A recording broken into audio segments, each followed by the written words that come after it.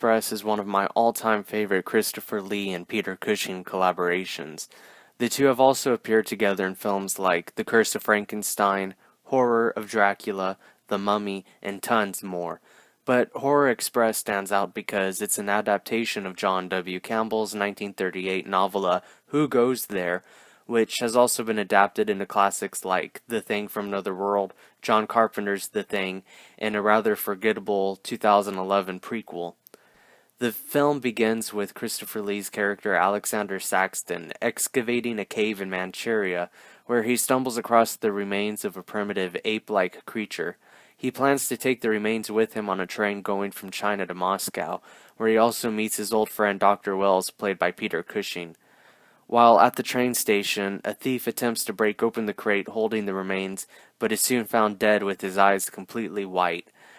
There, a monk also boarding the train declares that whatever is in the crate is evil, which Saxton denies. This intrigues Dr. Wells, who bribes a porter later on to investigate the crate while on the train. He's killed by the beast inside, who proceeds to pick the lock. It quickly finds more victims, all of which are found with the same blank white eyes. An autopsy suggests that the victims are being drained of their memories. Eventually, the creature is gunned down by a police inspector, and an autopsy done on the creature reveals that its eyes contain images of a prehistoric Earth seen from space. Saxton and Wells assume that the creature was being possessed by an extraterrestrial force, and it's not long before it's revealed that the police inspector has been possessed. The monk, sensing the alien force, renounces his faith and pledges his allegiance to the entity. News of the murders is soon wired over to the officials, and an officer named Captain Kazan boards the train. He assumes the murders are the work of rebels until Saxton turns off the lights, revealing the police inspector's red alien eyes. Kazan then kills the police inspector, but not before the alien possesses the monk. The passengers all flee to the freight car while the monk kills Kazan and all of his men. Saxton rescues one of the women aboard the train and forces the monk into a brightly lit area, which he realizes will keep him from possessing anyone else. The monk then distracts Saxton with an offer of knowledge before resurrecting the corpses of his victims, chasing Saxton and the woman towards the caboose where the other passengers are hiding.